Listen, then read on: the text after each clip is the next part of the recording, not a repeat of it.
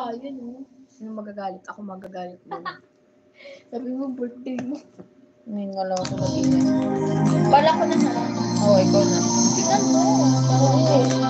Nagdadayan pa tayo. Dalawa na lang tayo. Dalawa lang tayo. Naglulukuan pa tayo. Lasing na nga yung anak ko.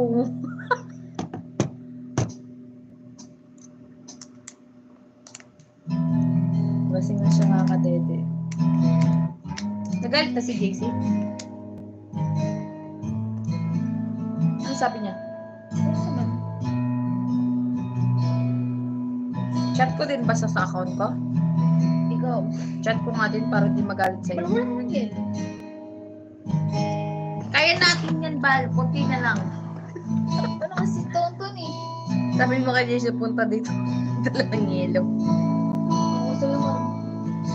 Chat ko din nga si JC sa account ko para hindi magalit sa'yo. Teka lang, ihilang mo. Tatahin mo ka. Nawawala nga yung lasing ko pag umiihi ako eh.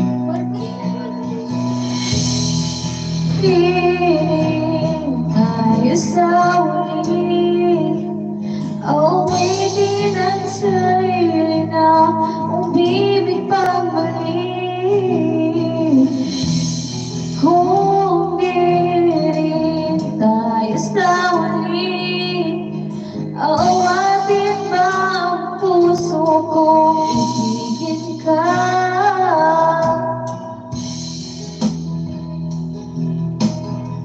I'm breastfeeding my baby right now.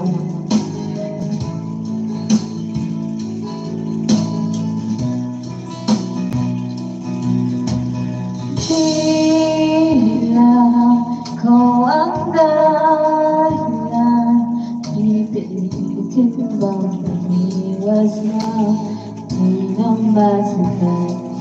Kung hindi ka ay sino pa ba ang luluwas ng magaba sa ating dalawa?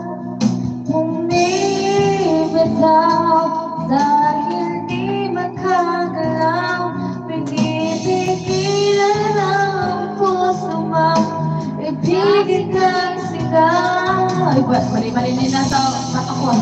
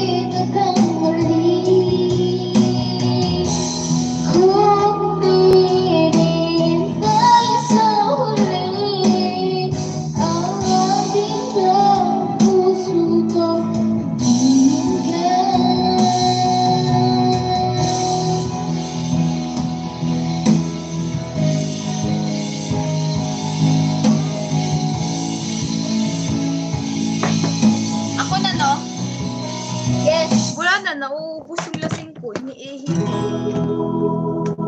Haluin muna natin, haluin muna natin. Baka nagagalit na si JC, ah. Saan karapat ang galit? Bungbong ka. Ako na ha, ako na. Sabi, okay po ma. Hindi nagagalit. Hindi nagagalit. Wala siyang karapat ang Hindi nagagalit si JC. Shoutout sa jowa ng kambal ko.